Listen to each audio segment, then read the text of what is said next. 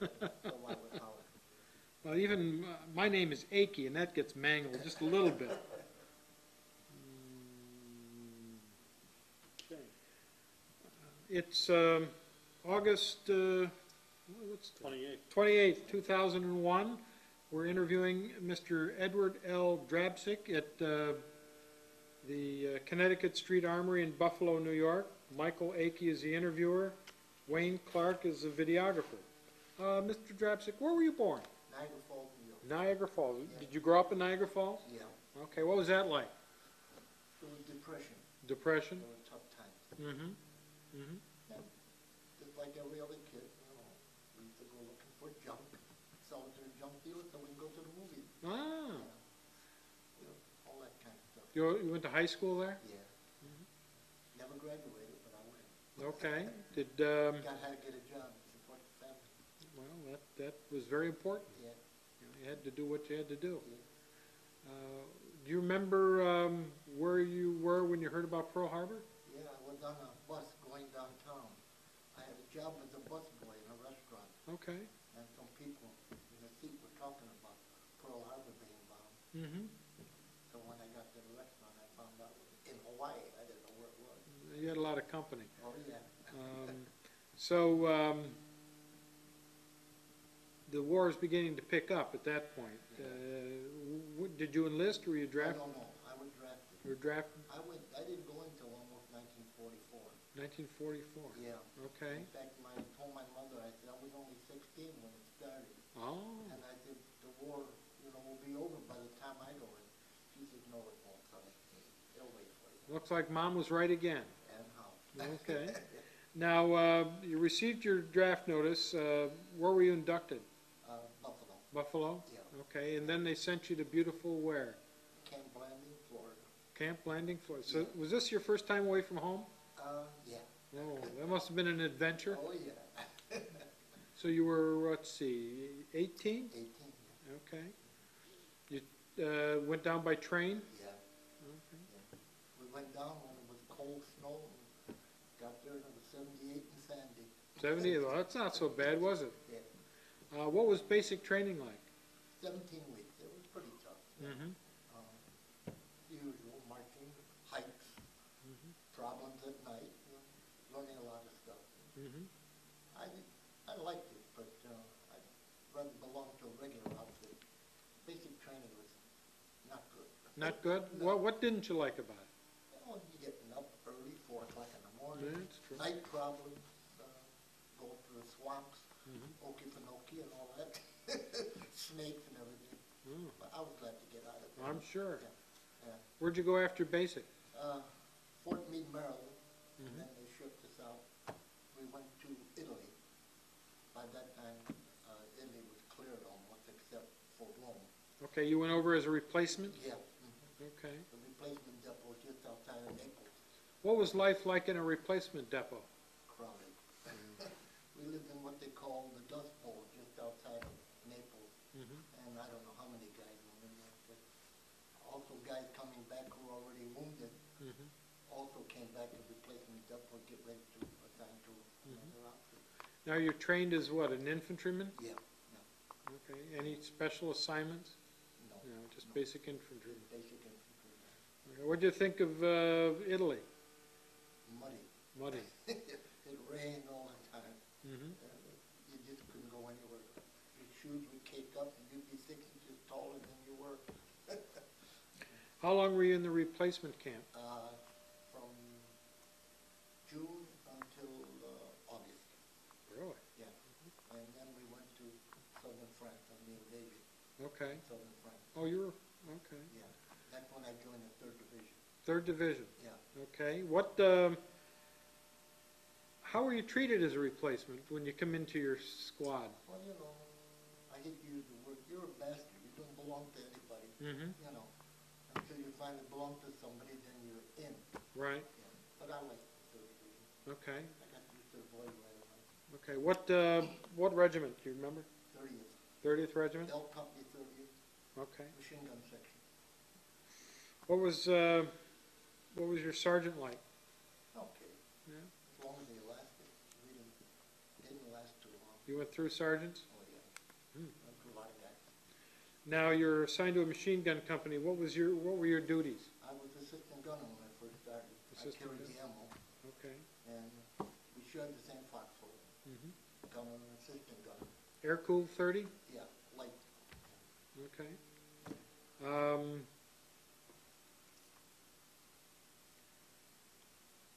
Were you fairly well received in the squad, Oh, or? yeah. When they were so short-handed, they were glad to get anybody.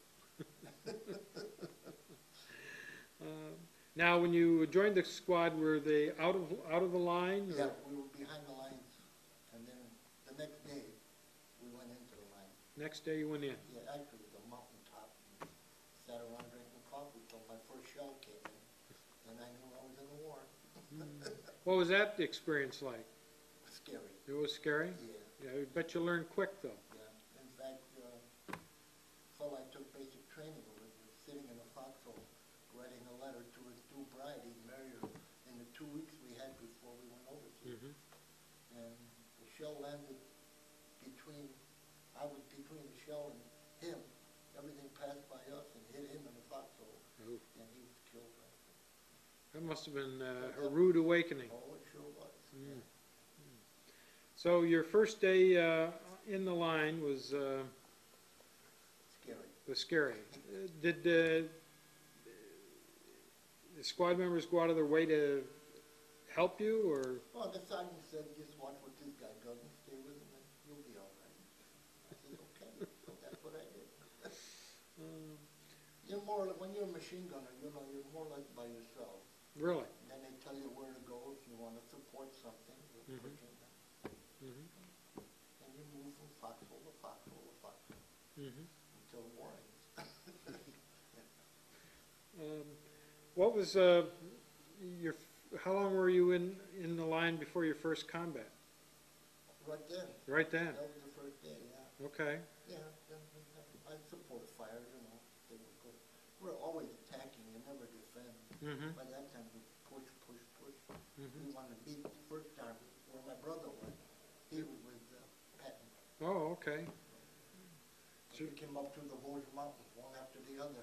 So walking all the way. what was it like going through the mountains? Oh, you know, when you carry a machine gun, you're poop. You're looking for a rest. And it wasn't until January that I got hit the first time. But until then, it was just like everybody else, you know, do your job and go on. And a lot of funny things went up. Like one time the Germans were on one side of the valley and we were on the other, and we all used the same well, believe it or not. Really? Water well, yeah. And so one guy got nervous back there and started firing on the well, and this guy jumped into the well, and he froze there for about half an hour till they finally cleared the area and they got him out of there. He was half froze to death. Oh dear. But So occasionally, there were lulls, you know. Sometimes it was utterly boring, and next time it was utterly terrifying. I respected bullets, but artillery shells scared the hell out of me. That was the worst of all. We never did get too many bombing and strafing, because by that time the Luftwaffe was almost knocked out of the air. But I saw my first jet, a German jet came by. ME-162. We couldn't believe it. It was a plane with no propeller. That must have been amazing. It was weird. Now, occasionally the Germans and you would have these little truces. Oh yeah, during the winter, you know, we'd holler at each other across the canal. Really? Yeah, lousy Heine, the hell with Roosevelt. But there was, like I say, with the machine gun, that was mostly support. The riflemen in front of us that did most of the dirty work. They went down there and did them out. The point man would walk until he hit something, and then we'd take it from there. Just one after another. Just one guy seemed to start it, and the rest would go. Just like piling on. Yeah, it was never a frontal sweep like Patton, 1,000 tanks. What were the officers like? Good officers. Mm-hmm. We had one that was especially, they were Lieutenant Dace.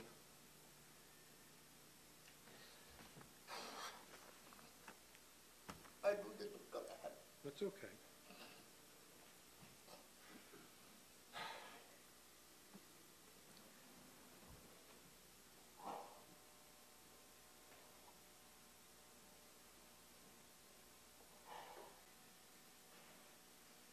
He went to the States, didn't have to come back, but did. Then he got killed.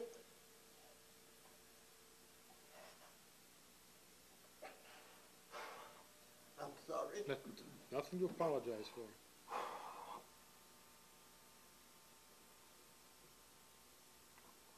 Okay, I think. You'll be fine. He was a good guy. But the rest of them were good too, you know. Mm-hmm. They slept in the same hole you did, and you got shot at just like you did, you got shelled like you did, so. Ever get any R&R? No. No. Constantly up? I was supposed to go to Paris. Everybody got a chance to go. Uh-huh. And I was supposed to go in early February. Mm-hmm. And I got hit on January 30th. So when I got back, I told the captain, I said, don't forget, I still got my trip to Paris. He said, okay, so we'll send you sometime, you know, in April. Mm-hmm. March 19th, I got hit again. I never did get to see Paris. Then I spent 9 months in the hospital after that. Now, the first time you got hit, what happened? We were off the lines, actually. It was turkey dinner. And for being a good soldier, I got hit. We had issued new machine guns. Mm-hmm. And I cleaned mine up real good. They had that cosmoline on it, Mm-hmm. the grease. I cleaned mine up real good. But the other guys evidently didn't do such a good job. So while we were eating the turkey, they said, you know, we got to go back to the little canal. The Germans are coming. They need some support. So we went to practice shooting our guns, and his wouldn't fire, and one or two of us had to go. So I went because my gun worked. So there was a German tank sitting on the other side of the canal. Am I going too deep? No, not at all. In those days, the farmers used to pile turnips. At the base of the pile would be about 20 feet, Mm-hmm. and it would go like a pyramid, Mm-hmm. only a flat top. Mm-hmm. And the turnips would be piled up and packed with mud. Hmm. And that, they saved them for their cattle or whatever. So anyway, we saw the tank across coming out of the woods, and I said, uh-oh. So he fired the first shell, so we went around the turnip thing. Fired the second shell, we went around the other one. And the third time, he outguessed us.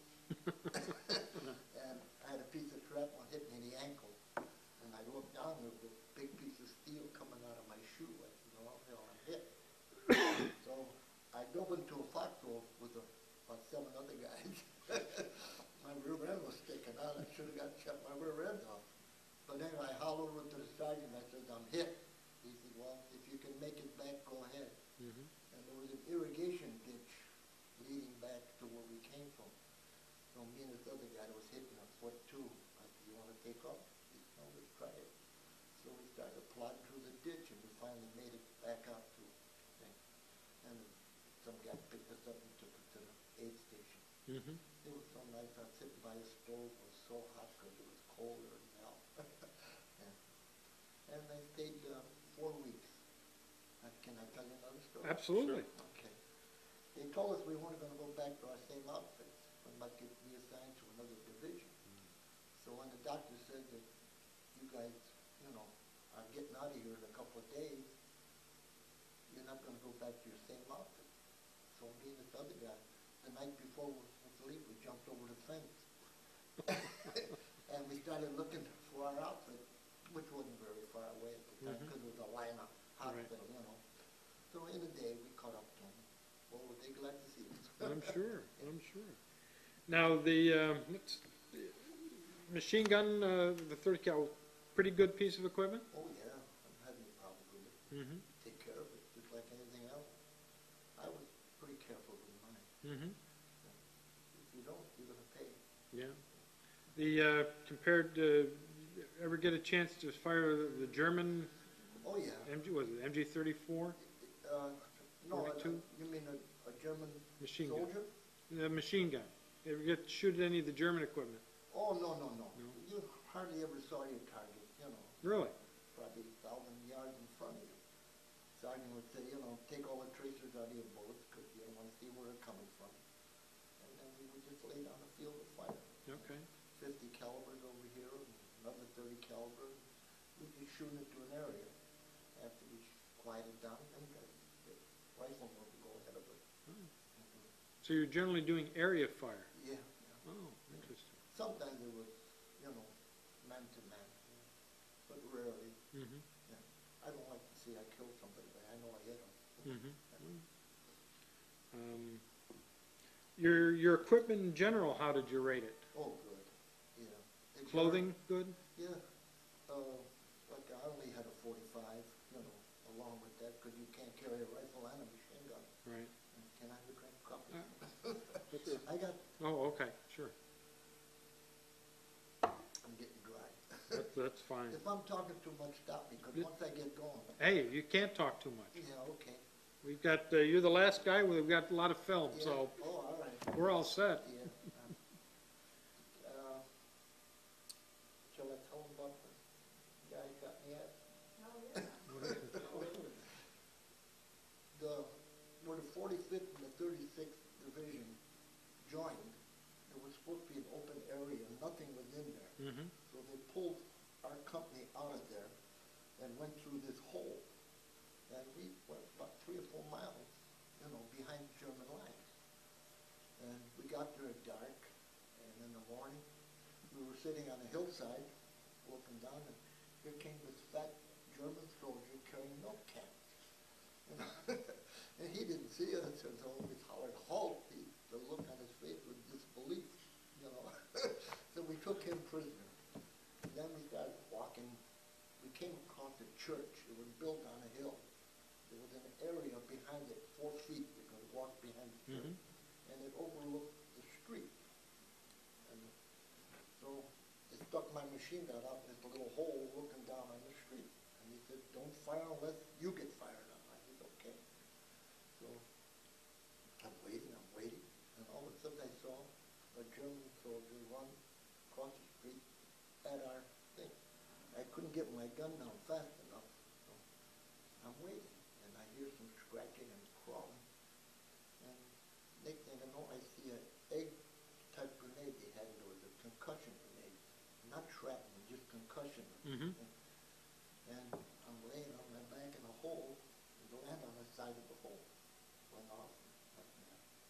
He threw up another one. I'm waiting to catch it and throw it out. The dummy. He threw 3 of them up. And after the 3rd one, I guess he figured he had us, so he started to come up the hole. So I took my 45 out, and I'm waiting for him. And when he got to the top of the hill, I went bang, and I missed him. And he slid all the way down the hill, and he started to run across the street. So that's when I turned my machine gun up, and I hit him in the head with a tracer bullet. So he fell down. In the meantime, this Pete-type armored car was coming around the bend, and he started hollering something in German. He's pointing at us. And this guy got a 37 millimeter cannon. He started firing. So I said, the hell with this. I picked my machine gun up and I went behind the church with the rest of them. Because they're all watching me back there. I wanted to throw some grenades down, but they wouldn't let me throw them. I said, the guy's killing us. I'm not going to throw grenades. So anyway. Why wouldn't they let you throw the grenades? I don't know. They didn't want to start anything. They sure hell knew we were there. That's interesting. So that was about him. But that was about the only one-on-one that I ever had. Mm-hmm. But it was funny now, but not then. Well, Yeah. I'm sure he remembered it. Yeah. He made it. So you spent most of your time in Italy? No. We went to southern France. Oh, right. Okay, southern France. This was in France. I did no combat in Italy. Okay. Rome was just taken the day I got there. Okay. And Audie Murphy was in our division. If you know Audie Murphy, he was in our division. You ever get to meet him? No. But my best friend's brother, he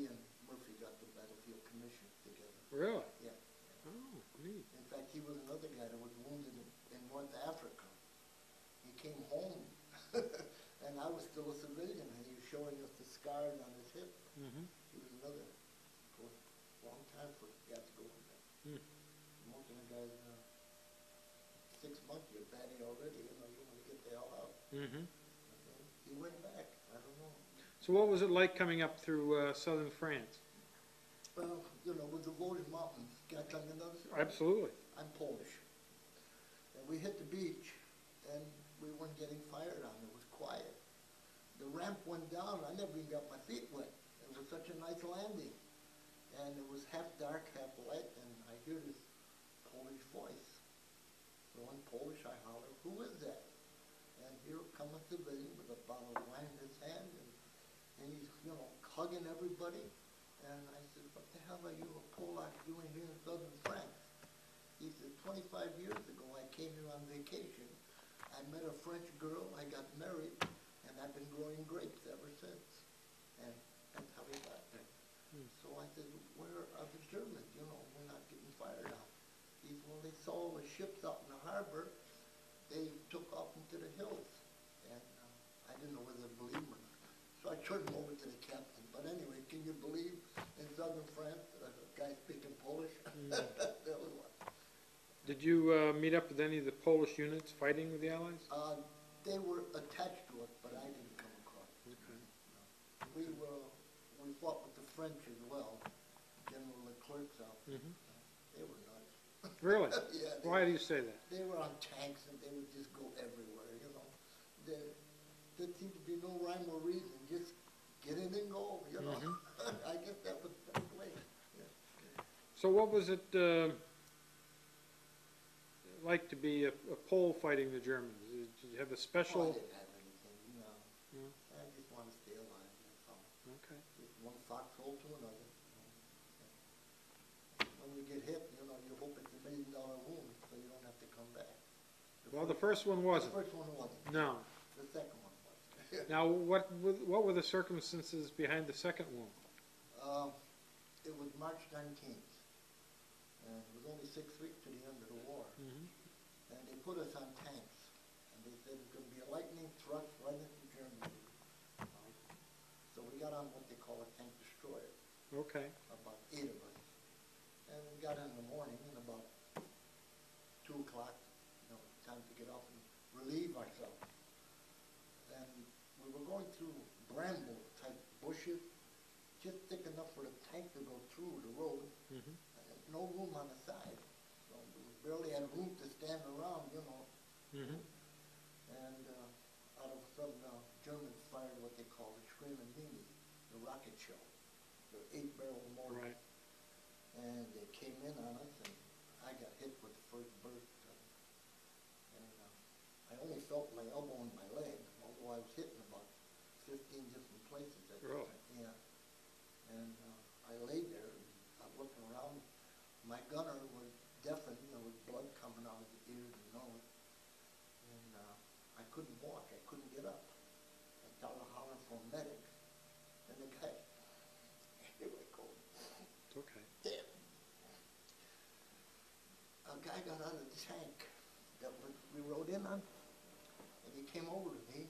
He says, "You think you can walk?" And I says, "I don't know." He tried to pick me up. Couldn't do it. You wait. You wait a while. That's okay.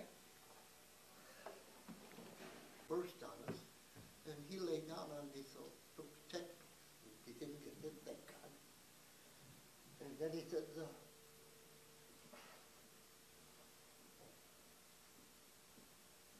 "Dick."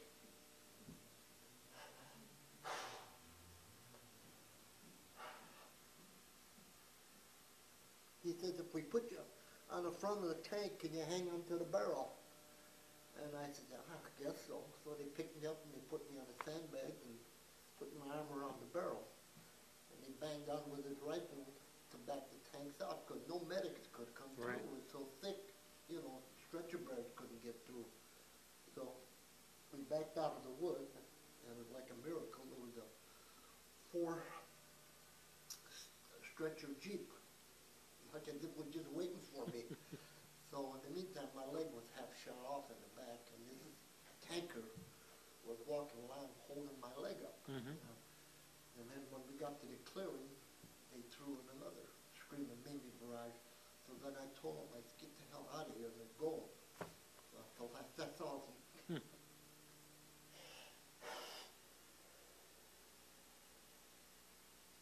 I'm sorry. That's fine. It's okay. She told me it was going to happen.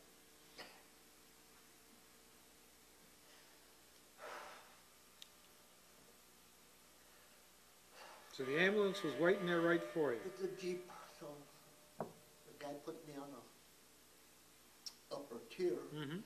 and I guess I was bleeding so bad, I was bleeding through the stretcher. The guy down below, bleeding all over me. And I said, oh, I'm sorry.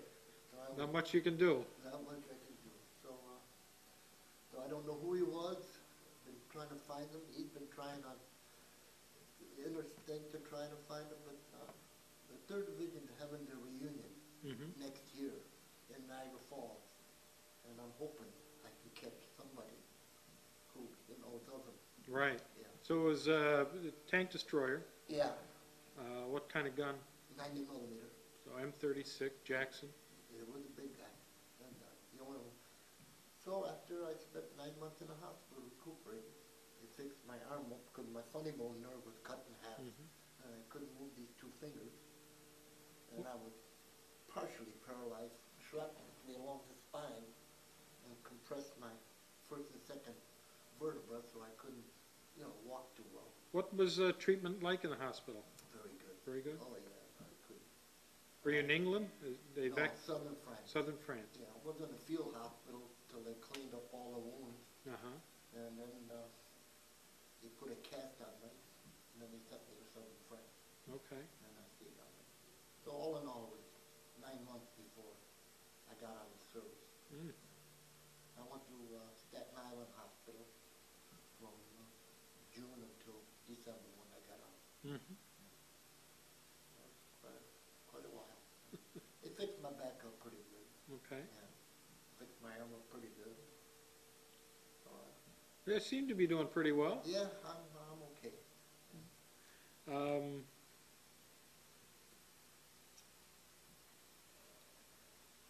Have you have you been to any reunions of your unit? No, they've been mostly out on the West Coast. Okay. I didn't go. But now they're having them around in Jersey and coming up here to Niagara Falls, so I'm looking forward to that one. I hope most of us are still alive. It's been a long time. Any other episodes that you can remember? Well, I don't know if I should tell you. I'm not going to tell anybody. Yeah, we got pulled off the lines for rest, and when you get pulled off the lines, you're a soldier. You used to go back to marching, guard duty, and all that stuff. But we all learned after the first time, as soon as you get your billet place, scatter, hide. So that's what we did. So this one guy, this was during the Battle of the Bulge, and everybody scattered. This one guy found some schnapps and whatever, and he got pretty well looped up, and he came back to the house, and the sergeant says, "You're on guard duty." "No, I am guard duty." "Yes, you are." So they put him out on the bridge, and he's sitting there with his rifle, and a GI started walking towards him, so he's going to have some fun with him. Halt, who goes there? The guy says, "So-and-so." "Where you from?" "Who's your captain?" And the guy couldn't answer the question to satisfy this guy. So he says, "Wait." So he called the sergeant and got, it was a German dressed up as a GI. Really? Yeah. And he got a medal for it, for being drunk.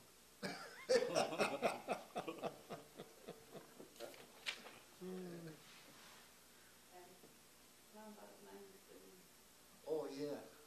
We were in Atlantic City about 10, 12 years ago. And I like to play the end slot machine. And there was a lady in the second seat in with a patch on her eye. So I walked over and I sat down. I said, "Are you playing the machine?" She says, "No." So she's staring at me. She's staring at me. She said, "Do I know you?" And to myself, that's supposed to be my line. And she said, "I know you from somewhere." I said, "Well, I'm from from Niagara Falls originally, but now we live just outside of Buffalo. She said, I know you. I said, well, I spent some time in Staten Island in the hospital. That's where I know you from. My mother and my aunt came down to see me when I came home from overseas. And the day room, everything was so crowded with visitors, you know, you couldn't sit and talk. Right. So we hobbled over to the gate that was right by my place, and there was a restaurant out there. So I said to the sergeant, how about letting my mother and aunt and me out so I can go sit in that restaurant so I can talk to them, you know. And you got no pass, I can't let you out. So finally I talked them into it. So I went over there, and this girl, she said she was mopping the floor. It was her father's restaurant. She was 16 years old. She said, you were talking to the two ladies in a foreign language, Polish, you know, and she says, I remembered you. And she said, I remembered your blue eyes. God, that's amazing. You know, the back of my hair started standing. I said, God, she said, it was you. I remember you. So she called her husband. I called her, and so I chatted for a while. But that was weird. Holy man, almost 50 years, and she remembered me. Amazing. Yeah. Amazing. Okay. Anything else? I don't know. What else have I told you? I know everything. There's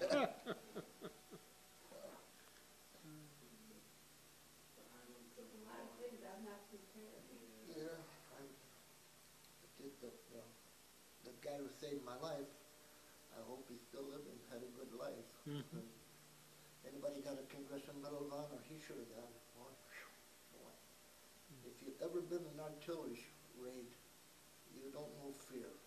And for that guy to stay with me, that took guts.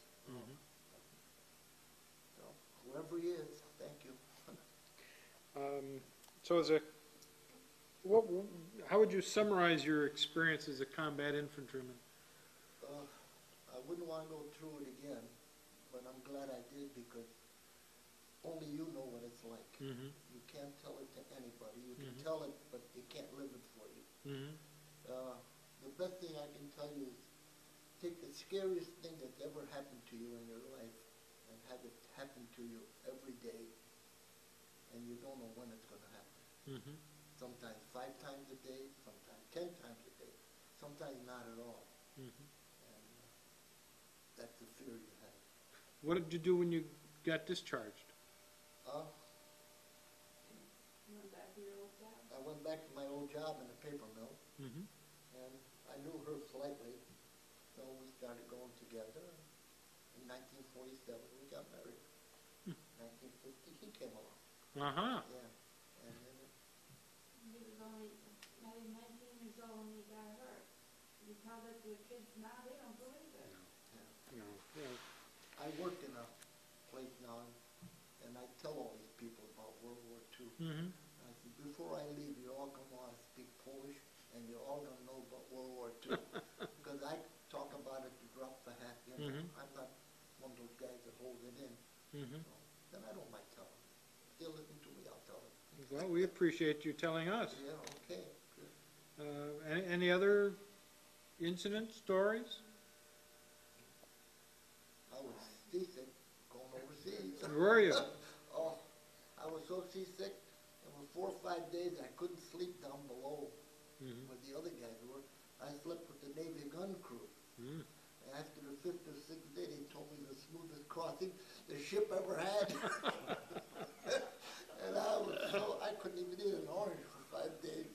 Do you remember what ship you went over on? Yes, Patrick Henry, the first Liberty ship ever built by Henry J. Kaiser, who used to build Liberty ships in those days. Okay. And that was his first one, Patrick Henry. In fact, I saw it on TV not long ago. Well, it's gone now, but first one he ever named it, christened it, the Patrick Henry. I said, hey, that's my boat. There you go. Yeah. That's neat. Yeah. All the nurses were real nice to him. He was the youngest kid, skinny kid in the whole hospital. Yeah.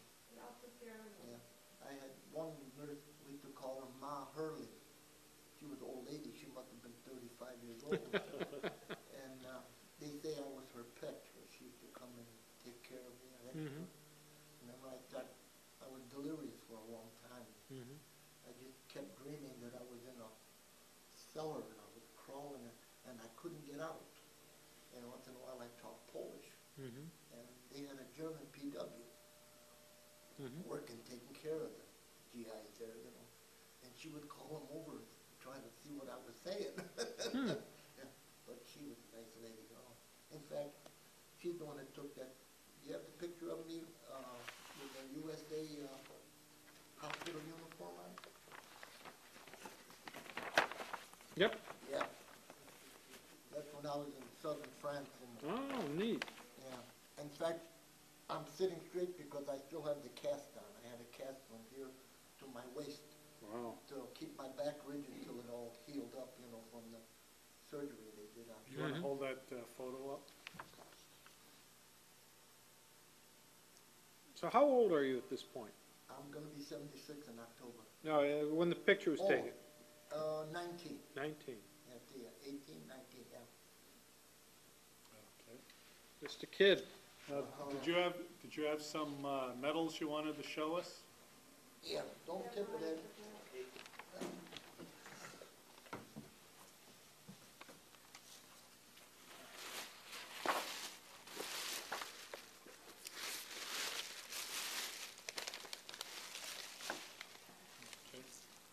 Keep it sort of slanted or upright because they're that Purple Heart with a cluster for getting hit twice. Okay. That's 3 battle stars I was in. That's the Bronze Star. 2 of those. Yeah, and that was combat infantry badge. You don't get one unless you're a dog face. Right. Yeah. Presidential citation. President Roosevelt gave it to us for. And this is all fluff down here. That doesn't mean anything. This was issued to us by the French. Called the Croix de Guerre. Very nice. Yeah. And that the ruptured duct, the discharge button. Right. Yeah.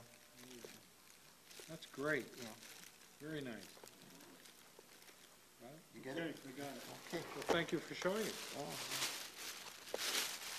I'm saving it for his daughter. Very good. You get any other GI dog faces here? Yeah? They all Yeah. break down like me? Some? Occasionally. Yeah. It's the fellow before you was a POW. Is that right? Yeah. Oh, God. How long did you go Only 4. Well, he was lucky. Only about. Well, it was a long 4 months. He got captured in the Battle of the Bulge. We've had. I interviewed 2 Jewish POWs in New York, Yeah. and that was very interesting.